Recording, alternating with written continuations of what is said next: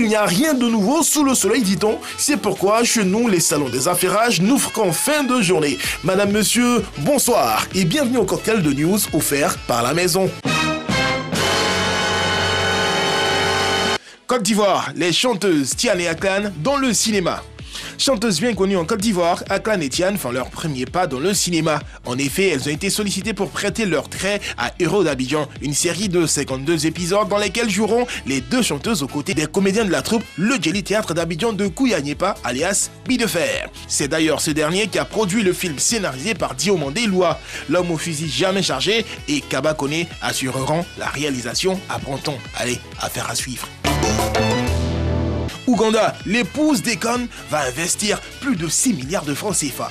L'épouse du musicien Alioune Badratiam alias Akon, Rosina Neguzai, a annoncé qu'elle allait investir 12 millions de dollars, soit 6,5 milliards de francs CFA, dans l'industrie du divertissement ougandais sur 5 ans. Chef d'entreprise averti, Neguzai se retrouverait dans ce pays d'Afrique de l'Est pour explorer une multitude d'opportunités commerciales dans lesquelles investir. Dans le cadre de sa visite, elle a même rencontré le président Yoweri Museveni et a fait les éloges de l'homme de 76 ans.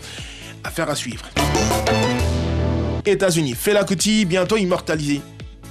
Le chanteur Fela Kuti intégrera-t-il le célèbre Rock'n'Roll Hall of Fame of USA?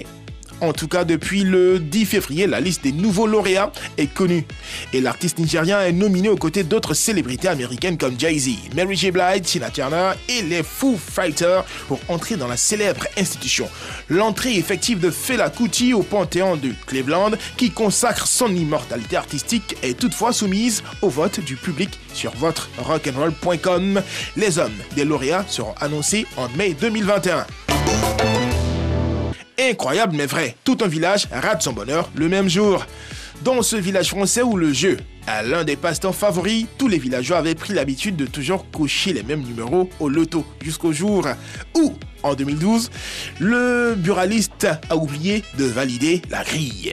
Sauf que ce jour-là, la grille était gagnante. Les habitants ont tout tenté pour amadouer la française des jeux, qui n'a rien voulu savoir. Les journaux télévisés en ont fait leur chou gras. Vous avez dit la poisse. Et bien voilà, on l'a dit, on ne peut pas peindre du blanc sur du blanc, du noir sur du noir. Chacun a besoin de l'autre pour se relever. On s'est parlé.